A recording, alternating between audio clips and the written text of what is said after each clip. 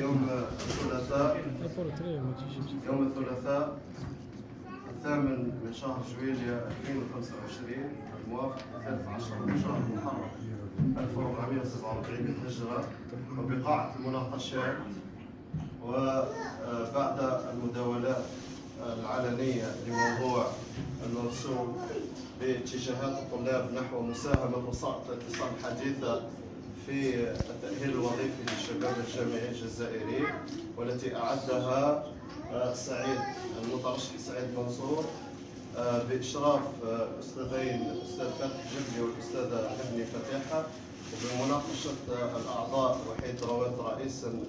والأستاذة فضيلة غريبية ممتحنا والأستاذ مالك محمد ممتحنا، الأستاذين الفاضلين من جامعة الكويت الأستاذ بلال بوترعة الدكتور بلال بوترعة والأستاذ الدكتور إبراهيم الذهبي. وبعد المداولات السرية تقرر منح طالب درجة الدكتوراه بتقدير مشرف جدا مع تهنئة أعضاء اللجنة،